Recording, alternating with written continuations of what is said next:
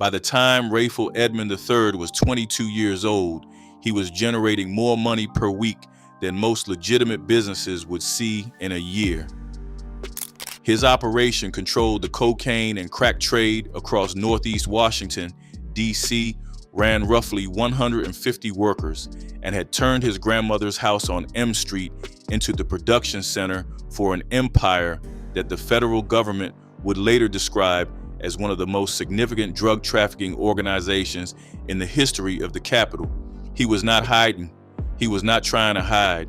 He ran 3-on-3 basketball at the local courts, handed $100 bills to neighborhood kids on sidewalks, paid for funerals when families could not cover the cost, and sponsored a Boys and Girls Club basketball team he called Men at Work. He drove a Mercedes-Benz, a Porsche, and a Jaguar.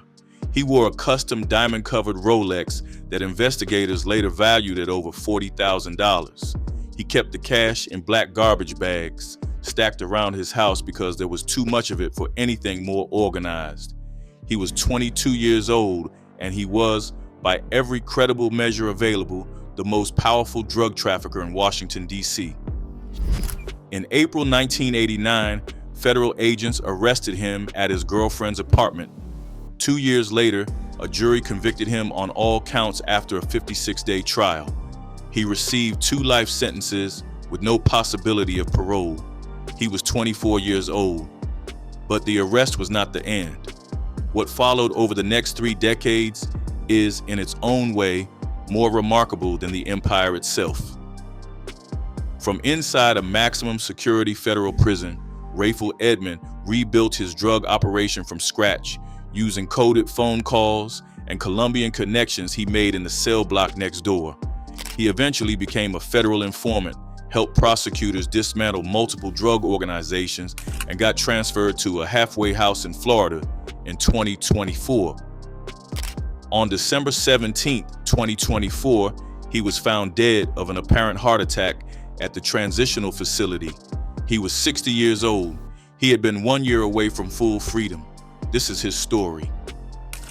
The house on M Street Northeast in Washington, D.C., where Rayful Edmond grew up, was not a typical household in any sense of the word. On any given day, 20 to 30 people moved through it. Grandmother in one corner, sisters, half-brothers, half-sisters, cousins, aunts, all moving under the same roof with the same shared purpose. Find a way to eat, a way to live, a way to get through tomorrow. In that environment, asking too many questions about where the money came from was not the culture. As long as bills got handled and food appeared on the table, nobody pressed for origins. His mother worked a government job at the Department of Health and Human Services. That income was not sufficient for a household of that size, so on the side she moved pills to keep the lights on. His father, Rayful Edmond II, was described by people who knew the family as deeply connected to the heroin trade across D.C. and Baltimore. Rayful III was not pushed into the drug world from the outside. He was born inside it. He was a smart kid in an environment that provided very few legitimate channels for that intelligence. Teachers noticed it early, his facility with numbers and reading, the way his mind moved faster than the students around him. At Dunbar High School, he was popular, sharply dressed, the kind of person that rooms organized themselves around. He played basketball with the ease of someone who had grown up running courts.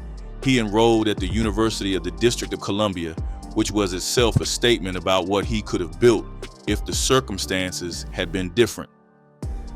He lasted a few months before the streets pulled him back, not because he lacked the ability to succeed academically, but because the speed and the scale and the respect that the drug trade offered were producing results that no classroom could match in the short term. By 9 years old, he was already trusted with real responsibility in the family operation, holding cash while his mother sold pills, running money for his father. By the time he was a teenager, he had seen enough of the trade to understand how it worked at the organizational level. Federal agents would later say his father handed him his first kilogram of cocaine. That may or may not be precisely accurate. What is documented is that by the mid-1980s, Rayful Edmond III had stepped out on his own and was building something that would eventually dwarf anything his parents had been involved in. The Washington, D.C. of the mid-1980s was a specific kind of war zone. The crack cocaine epidemic that had started reshaping American cities beginning in 1984 arrived in D.C. and found a city whose institutional response to it was completely insufficient. A Washington Post reporter sent to cover the crisis later wrote that the streets felt like nonstop adrenaline, dealers working all day and night, violence erupting over corners and blocks, demand pouring in from across the city and from suburbs whose residents drove their cars into neighborhoods like Hanover, Florida Avenue, Orleans, and Trinidad at all hours. What started as powder cocaine for people who thought of it as a recreational habit converted into crack as the cheaper and more addictive form became dominant, and the demand curve went nearly vertical. The scale of what the city absorbed during those years is part of the reason Edmond's name still carries weight in D.C. decades later. Washington earned the nickname the murder capital of the United States in the late 1980s and into the early 1990s, with homicide totals climbing into the several hundreds annually in a city with a population of roughly 600,000 people. Much of that violence traced directly back to the territorial disputes generated by the crack trade, disputes over corners, over customers, over unpaid debts, disputes that escalated because the product itself was so profitable that the incentive to protect a piece of it by force outweighed almost any other consideration. Edmond's organization was one of several operating in that environment, but the scale, discipline, and reach of what he built set it apart from the smaller, looser crews that made up most of the trade around him. Edmond saw the shift before most of his competitors understood what was happening. He moved early into crack, established his main stronghold around the corridor between Morton Street and New Orleans Street in the area around 4th and M Street Northeast, a territory only blocks from the United States Capitol, but ideally structured for his purposes because of the network of cut-throughs and alleys that provided escape routes when police pressure arrived. His operations production center ran out of his grandmother's house on M Street, where powder cocaine was cooked into crack under the same roof where family lived. The structure he built around that operation was genuinely sophisticated. Armed enforcers protected the distribution lanes. Dozens of rotating sellers kept product flowing without any single person becoming a bottleneck. He recruited from the neighborhood specifically, not from distant crews or outside organizations, because neighborhood kids knew every face, every sound, every car that did not belong. They were his eyes and his early warning system. When unmarked police vehicles entered the area, the network dissolved into the alleys and abandoned row houses and broken fences that had been mapped in advance as escape routes. The operation was designed to survive contact with law enforcement and reconstitute itself afterward. The workforce was compensated. $6,000 a week for the man running a spot, $1,000 a week for a lookout, paid on time, every time, with the discipline that any successful operation requires, because unreliable compensation creates internal conflict and internal conflict creates noise. The cocaine supply ran through Colombian sources and arrived in quantity through West Coast connections, with massive amounts flowing through Edmond's hands each month. He was operating at wholesale scale, not retail, and the financial returns reflected that. The numbers that investigators later attributed to the operation range widely depending on the source. Some federal accounts referenced hundreds of millions annually. His own account put weekly peak revenues at figures approaching $2 million. Whatever the precise figure, the scale was sufficient to attract a 2-year joint investigation by the FBI, the Metropolitan Police Department, and multiple additional agencies, and to result in charges under the Continuing Criminal Enterprise Statute, the federal kingpin law reserved for operations the government considers hierarchical, organized, and large enough to function as a genuine business enterprise. That statute, codified under Section 848 of Title 21 of the United States Code, requires prosecutors to prove something well beyond simple distribution. They must show a defendant occupied a position of organizer or manager over at least 5 other people acting in concert, engaged in a continuing series of violations, and derive substantial income from the enterprise. It exists specifically to reach the layer above the street-level dealer, the person directing rather than executing. Very few drug prosecutions in America ever meet that bar because very few operations have the documented hierarchy, the defined roles, and the payroll structure that Edmond's organization had built. The fact that federal prosecutors could charge him under it and make the charge hold in front of a jury is itself a measure of how deliberately organized the enterprise was, closer to a corporation with a chain of command than to the informal shifting alliances that define most street-level drug activity. The collapse of the empire came through a chain of events that started 3,000 miles away in Los Angeles. 4 men were arrested in California after attempting to buy $1 million worth of cocaine from an undercover federal agent. When they were caught, they started talking. What they said pointed straight at Rayful Edmond. That single break cracked open years of investigative work that the federal government had been accumulating in the background, and the arrest that followed on April 15, 1989, at his girlfriend's apartment in Washington, D.C., was the culmination of a 2-year operation rather than a lucky bust. The trial that resulted was one of the most significant criminal proceedings in Washington's history. 56 days of testimony, more than 100 witnesses, 28 co-defendants seated alongside Edmond in the courtroom, including his mother, his sister, his father, and close associates.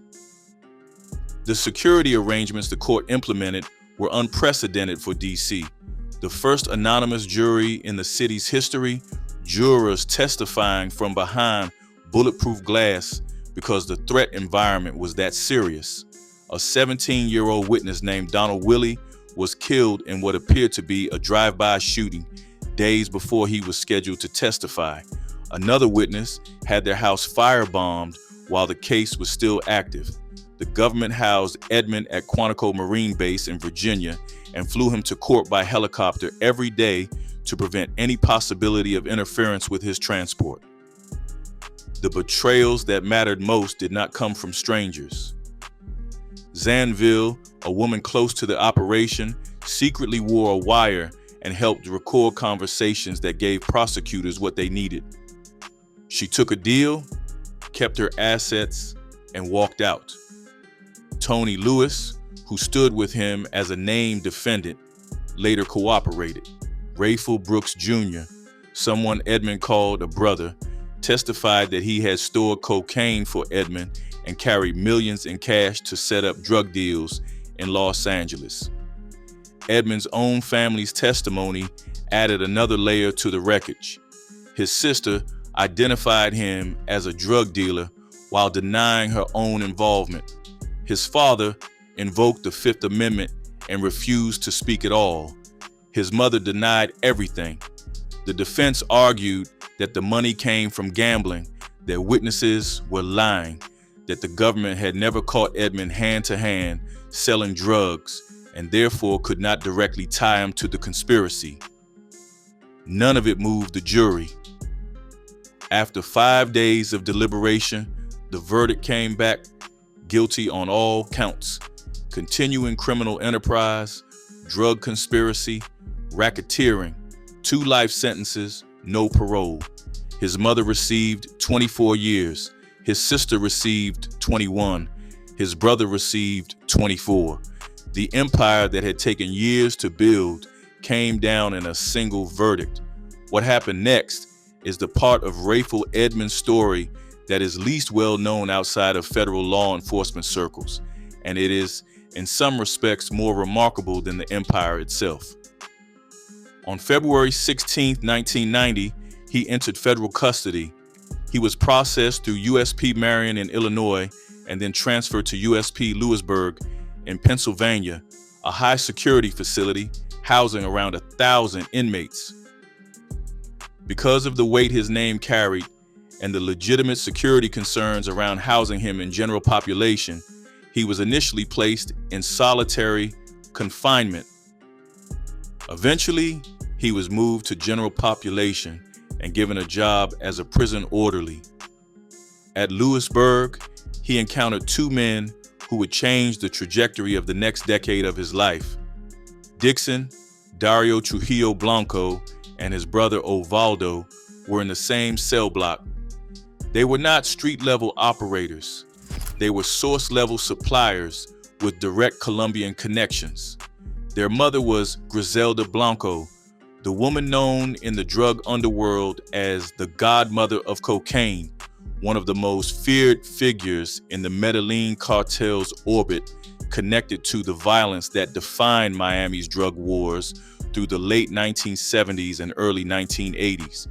The Trujillo brothers had grown up inside that world, trained and shaped by their mother's operations from the time they were children. Griselda Blanco's own history is well documented and gives some sense of the world her sons came out of.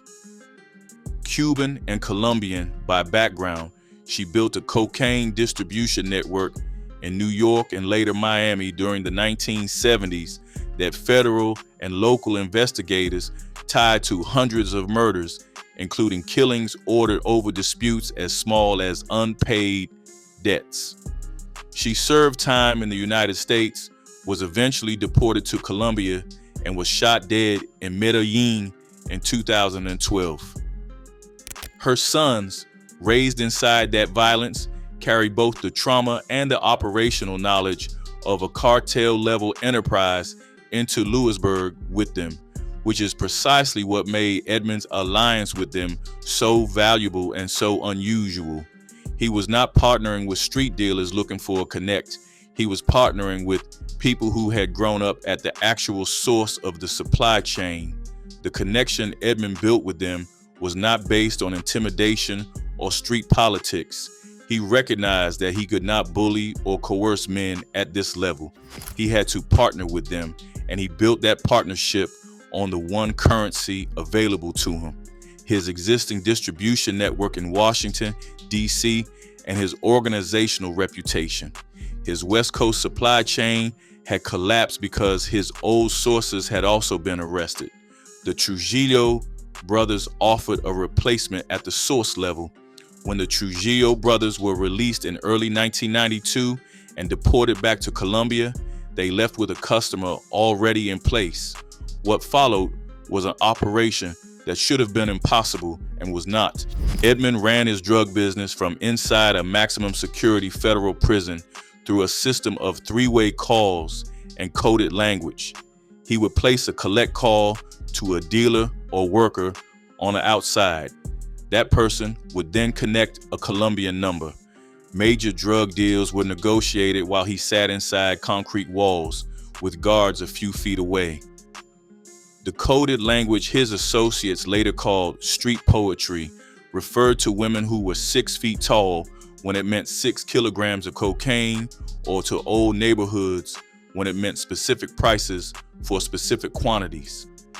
He was making 60 calls in under 5 hours. He had access to phones from early morning to late at night because the prison did not restrict his call volume. His job as an orderly gave him access to unmonitored office phones and allowed him to study guard shift schedules and identify the blind spots in camera coverage. Federal prison monitors documented the calls as sounding like drug deals. Notes were written, reports were filed. Word reached the warden and reached the FBI. Nothing happened. By the Bureau's own internal logic, they had already won. He was behind bars. What he was doing from inside a prison was not seen as urgent enough to require intervention. He was, from their perspective, just another drug dealer in a building full of them, and cutting his phone access to once a week would have collapsed his operation entirely, but nobody made that call. The paperwork sat. The calls continued. By the summer of 1992, an anonymous tip forced the FBI to begin formally monitoring his calls.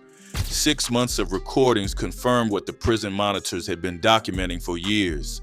Edmond was in direct contact with Colombian cocaine suppliers and was directing drug deals from inside Lewisburg. When Osvaldo Trujillo Blanco died in October 1992, the Colombian connection broke and the FBI's focus shifted to smaller targets still operating on the outside. Prosecutors went on record at one point saying it was unlikely Edmond would ever face additional charges for the prison operation. He had run a significant drug trafficking organization from inside a federal maximum security prison for the better part of 2 years. The institution that was supposed to contain him had provided him with the infrastructure to do it.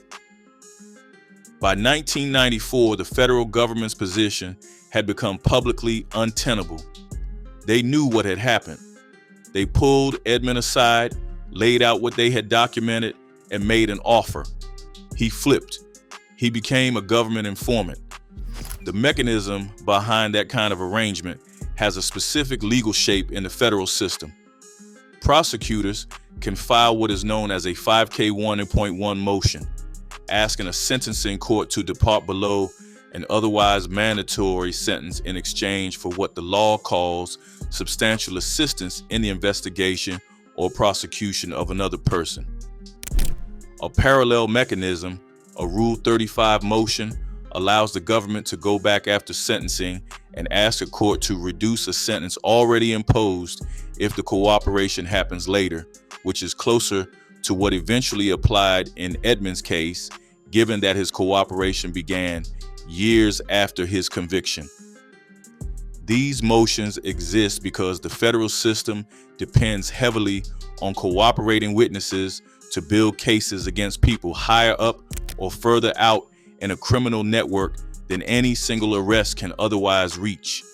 The trade-off is built into the design of the system itself.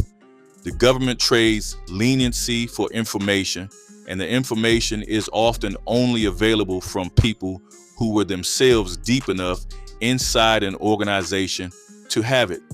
The decision came with a specific calculation at its center. The thing that had always mattered most to him was his family, and his mother was serving 24 years. By cooperating, he could work towards shortening that sentence. By 1998, she was home early. That outcome was not luck, and it was not mercy.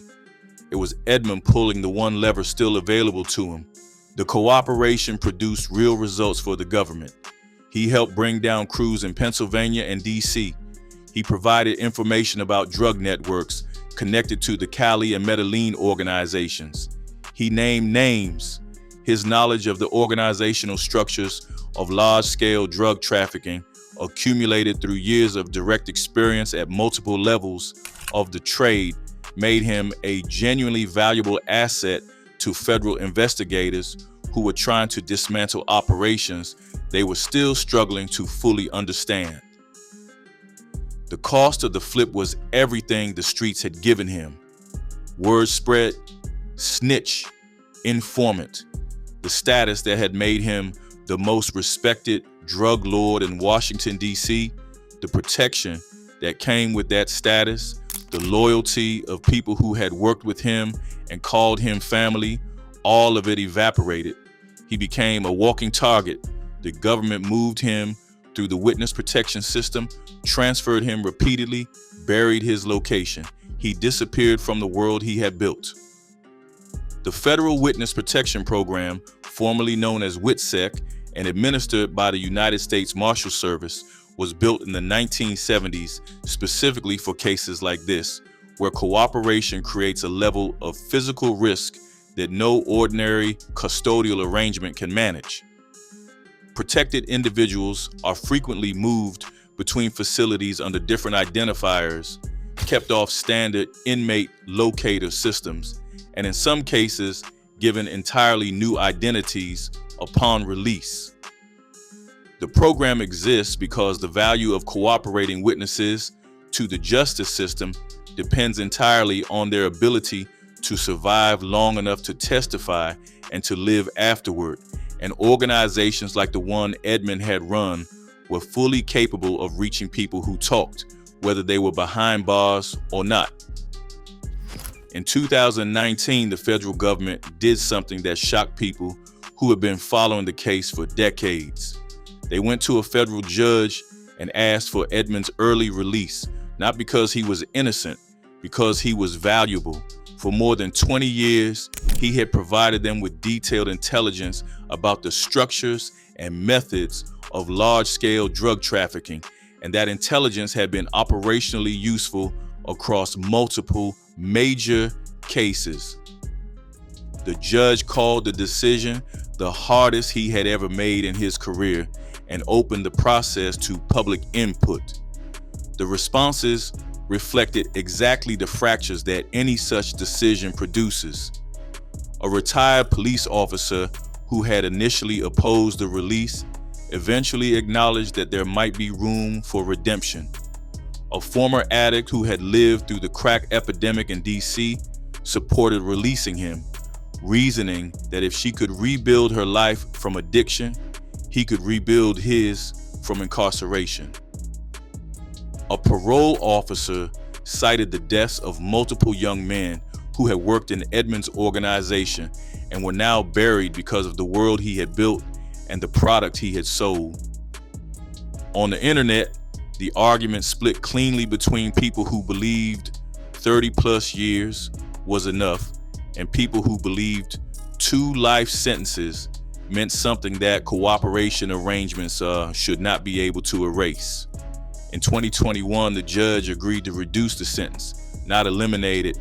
A 30-year sentence still followed the life terms that had been set aside, but the cooperation agreement changed the effective calculation. Edmond told the court in 2019 that he wanted to become a pastor, that he wanted to spend whatever time he had left helping young people avoid the choices that had defined and destroyed his own life. In July 2024, he was transferred to a halfway house under federal supervision in Florida. Facilities of this kind, formerly called residential reentry centers, are a standard final stage for people finishing long federal sentences designed to ease the transition back into ordinary life through supervised employment, curfews, and gradually loosened restrictions before full release onto supervised probation. For someone who had spent more than 3 decades inside federal custody, much of it under exceptional security arrangements because of who he was and what he knew, that kind of structured re-entry was not a formality.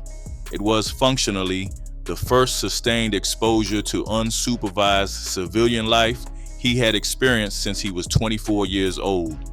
The location of the facility was kept confidential given his history as a cooperating witness. There is one known video of him after his release, airport footage, looking out at open air with the specific expression of someone for whom the simple fact of being outside still requires processing. He said he was back better than ever. One of his attorneys said his first genuine fear after release was assassination. The streets do not forgive the kind of move he had made, and the people who remembered what he had been remembered, everything that followed it. On December 17, 2024, the Bureau of Prisons confirmed that Rayful Edmond III had been found dead at a transitional facility in Florida. He was 60 years old, The cause was reported as a heart attack. He had been approximately 1 year away from completing his sentence entirely. The life of Rayful Edmond does not resolve into a clean lesson. He was not simply a product of his environment. He made choices. He ran an organization that pumped crack cocaine into a Washington, D.C. community that was already struggling, that created addiction in the people who lived around him, that produced violence to protect his territory and his revenue, and that destroyed the lives of people who had nothing to do with any of it beyond the misfortune of living in the wrong neighborhood during the wrong years. The 2 life sentences a jury gave him reflected a genuine accounting of what that operation cost. He also grew up in a house where the drug trade was the economic infrastructure of the family before he was old enough to understand what it was. His father moved heroin. His mother moved pills. His first kilo of cocaine came, according to federal accounts, from his own father. The world he built in his 20s was a larger and more sophisticated version of the world he had been raised inside since he was 9 years old and trusted to hold cash while his mother made transactions in the same house. He was genuinely intelligent in ways that his circumstances never gave legitimate channels to develop. The teachers who noticed it, the partial year at the University of the District of Columbia, the organizational sophistication he demonstrated in building and running a 150-person drug operation at 22 years old, all of it points to a capacity that existed and was never given a different direction to go. That is not an excuse. It is a description of what concentrated poverty and a drug trade family does to the intelligence it produces when the institutions that should provide alternatives are not there in the ways they need to be. He ran his empire at 22. He ran a prison drug operation at 26. He informed on his own networks at 30 and lived as a federal asset for decades. He died at 60 in a Florida halfway house, 1 year short of the end, with the airport footage as his only public record of what the outside world looked like after 30 plus years away from it. The neighborhood he came from has not stopped producing the decisions he made. The corners he controlled have had other people on him since the day he was arrested in 1989. The crack epidemic that his operation fed had its peak in the years he was running those streets, and the communities that absorbed that peak are still absorbing the consequences in the form of the families it broke and the children it left without parents and the poverty cycles it accelerated. The king went off the board in 1989. The board never stopped moving. He never fully took responsibility for what the drugs did to the people who used them. In his own framing, it was business. Grown people made their own choices. He did not see himself as the villain, even in the prison years, even in the cooperation years. He saw himself as a man who had grown up in a specific world and made the specific moves that world made available to him, and who had the bad luck of being caught when so many others were not. That framing is not entirely wrong, and it is not entirely right. The world he grew up in was real. The choices it made for him before he was old enough to make his own were real. The intelligence and the loyalty and the family-first mentality that defined how he ran his operation were real. The damage the operation did to the people who lived around it was also real. None of those things cancel out the others. What is also true is that his story sits differently than most kingpin cases precisely because it does not end at the courthouse. Most accounts of major traffickers end with the conviction, the sentence, the door closing. Edmond's story kept generating new chapters for another 30 years, first through an act of remarkable defiance that turned a maximum security cell block into a functioning trafficking operation, and then through a reversal that turned the same man into one of the more consequential cooperating witnesses the federal government had in that era. Both chapters required the same underlying qualities, the same intelligence, the same capacity to read what a given room needed and give it to them, the same willingness to make hard calculations quickly. What changed was which side of the ledger those qualities were serving. His name also outlived the courtroom in a way most traffickers never manage.